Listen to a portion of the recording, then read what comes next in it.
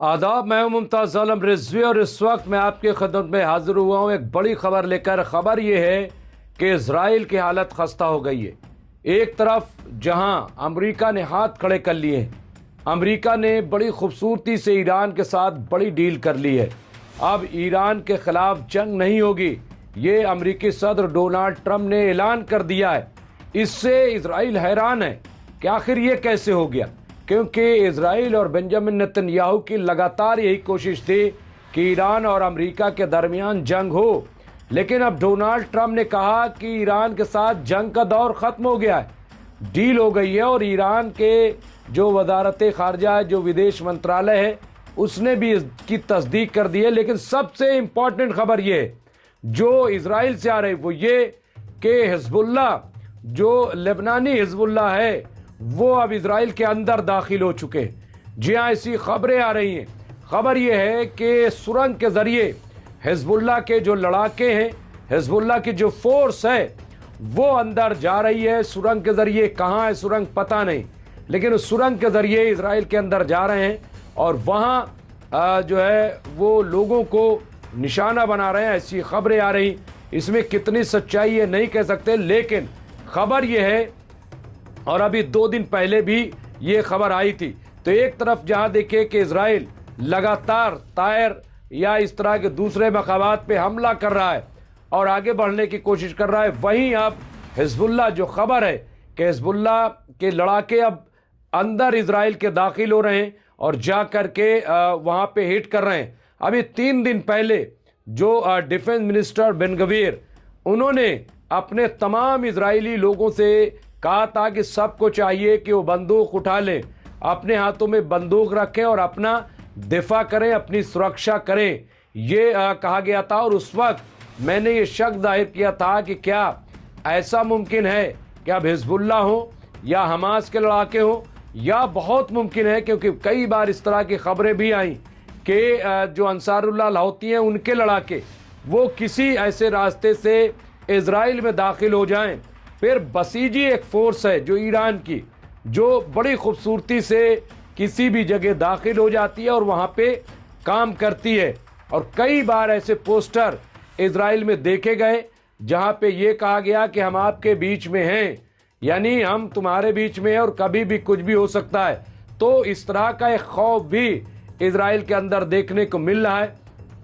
अब यहाँ पे देखिए, चूंकि इजराइल में चुनाव का माहौल है, वहाँ पे बहुत जल्द अक्टूबर में चुनाव होने हैं।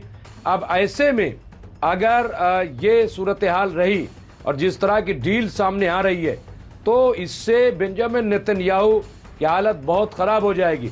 कल एक बात किसी ने हमारे लाइव कमेंट में किया था और बहुत इम्पॉर्टेंट है, उसे सरसरी तौर पर नहीं लेना चाहिए। उन्होंने कहा कि अगर अमेरिका और ईरान के दरमियान ये जंग बंदी की डील होती है तो बहुत जल्द इजराइल के वजीर आजम बेंजामिन नेतन्याहू अरेस्ट हो जाएंगे, उन्हें गिरफ्तार कर लिया जाएगा। ये कमेंट आया था। मैं इसलिए कह रहा हूं कि इसको नज़रअंदाज नहीं किया जा सकता, क्योंकि डोनाल्ड ट्रंप ने बाकायदा ट्वीट के जरिए इजराइल के वजीर आजम बेंजामिन नेतन्याहू को ये कहा था कि अगर तुम जेल के बाहर हो तो वो हमारी वजह से हो, अगर हम न होते और हम तुम्हें न बचाते तो तुम आज जेल के अंदर होते। ये डोनाल्ड ट्रंप ने सोशल ट्रूथ पे ये बात कही थी और कुल्लम कुल्ला उन्होंने और पता नहीं क्या क्या कहा कि तुम पागल हो, नासमझ हो, गाली तक दी डोनाल्ड ट्रंप ने। और इसका इतराफ खुद बेंजामिन नेतन्याहू ने किया कि हाँ, ऐसा होता है, ऐसा हुआ है, लेकिन ये हमारा आपसी मामला है, घरेलू मामला है। सुबह कोई बात होती है, फिर दोपहर में हम लोग लंच पे बैठ जाते हैं, मामला ठीक हो जाता है। इस तरह की बातें सामने आई। फिर एप्स्टीन फाइल का बार बार जिक्र होता है। जब भी कोई दबाव में प्रेशर अमेरिका लेता है तो एप्स्टीन फाइल खुल जाती है।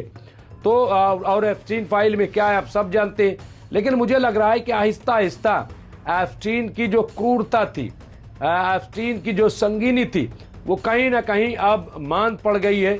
मान ये पड़ गई है सॉरी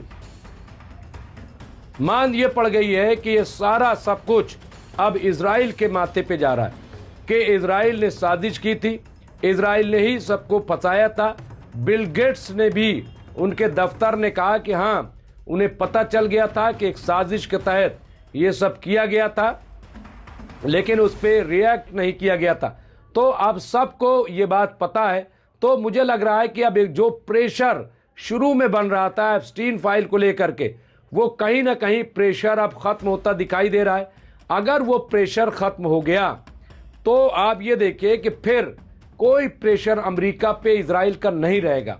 और अगर ऐसा हुआ तो ये जो बात कही जा रही है कि ईरान और अमेरिका में जो डील हुई है, जिस तरह की खबरें आ रही हैं, क्योंकि अब तो ईरान ने भी तस्दीक कर दी है कि नहीं, ये बिल्कुल सही खबर है। और लेकिन तजाद है, अभी बहुत सारी चीज़ों पे बात होनी है। सबसे पहले जो बात हुई है वो स्ट्रेट ऑफ हॉर्मुज को खोलना है, कि स्ट्रेट ऑफ हॉर्मुज पूरी तरह से खोल दिया जाएगा। ईरान ने पहले भी कहा कि भाई तुम अपनी नेवी फोर्स यहाँ पे नाकाबंदी ख़त्म करो। अमेरिका से कहा था यहाँ से फोर्स लेके जाओ, नहीं जाओगे तो उसका अंजाम बुरा होगा। तो अब वो लेकर के जाएंगे। दूसरी तरफ ये कि 2 महीने की बात है, 1 महीने में पूरी तरह से इसको साफ किया जाएगा। जो माइंस बिछी हुई हैं, जो पनडुब्बियाँ लगी हुई हैं, बहुत सारी चीज़ें। लेकिन एक चीज़ तो तय है, मुझे ऐसा लगता है कि ईरान ने जो कानून बनाया है स्ट्रेट ऑफ हॉर्मुज पे, वो कानून उसे ज़रूर वो लागू रखेगा। दूसरा ये कि ईरान ने पहले कह दिया हम परमाणु बम नहीं बनाएंगे, वही आज भी कह रहा हम परमाणु बम नहीं बनाएंगे।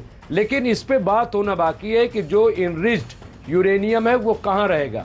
वो ईरान के पास ही रहेगा, या ईरान उसे डिस्ट्रॉय करेगा, या ईरान उसे किसे दे देगा, चाहे चीन हो, रूस हो, अमेरिका हो, किसको देगा, नॉर्थ कोरिया, पाकिस्तान, कतर, देगा किसको।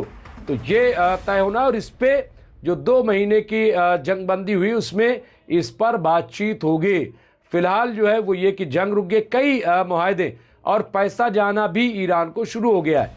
जो ईरान का फ्रीज पैसा था, जो 24 मिलियन डॉलर या 120 मिलियन डॉलर की बात आ रही थी, 12 मिलियन डॉलर जो है वो ईरान ने कहा था हमारा पहला रिलीज़ करो।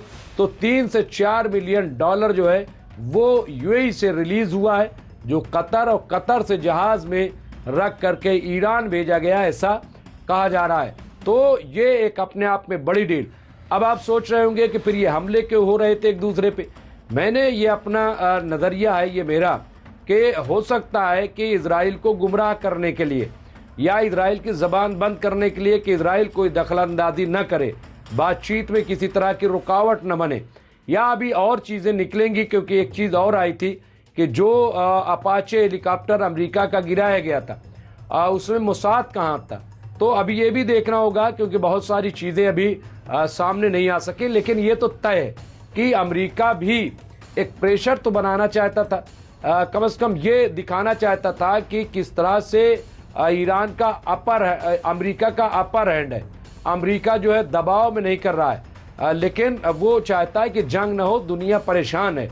जेडी वेंस जो उपराष्ट्रपति अमेरिका के, उनका तकरीबन 2 हफ्ते पहले बयान आया था, और बयान ये था कि बहुत हुआ 47 साल तक, कितनी जंगें लड़ेंगे अब हमें बैठ के बातचीत करनी चाहिए। तो ये जो तमाम सिचुएशन है, अब सवाल ये है कि इजराइल का क्या होगा, बेंजामिन नेतन्याहू का क्या होगा। तो अब इसमें बेंजामिन नेतन्याहू कहीं ना कहीं फंसते नज़र आ रहे हैं। और ख़ास तौर से अगर हिजबुल्लाह जैसी फोर्सेस अगर ये इजराइल में दाखिल हो गई तो फिर बहुत मुश्किल हो जाएगी, और हो सकता है कि इजराइल के अंदर ही जंग शुरू हो जाए। हालांकि कोई जंग नहीं चाहता है, ईरान भी शायद ये प्रेशर बनाए कि ऐसा कुछ ना हो। लेकिन इस वक्त की सूरत हाल यही है, क्योंकि अगर इजराइल लगातार हमले करता रहेगा हिजबुल्लाह पे, लेबनान पे, गाजा पे, तो फिर कुछ भी हो सकता है। और मुझे लग रहा है कि अब अगर ऐसा कुछ होता है तो उसमें कम से कम अमेरिका खामोश रहेगा, अमेरिका कुछ नहीं बोलेगा। जो भी होगा इस सिलसिले में आपको अपडेट करते रहेंगे। देखते रहे एमएमसी न्यूज़ इंडिया। बहुत बहुत शुक्रिया।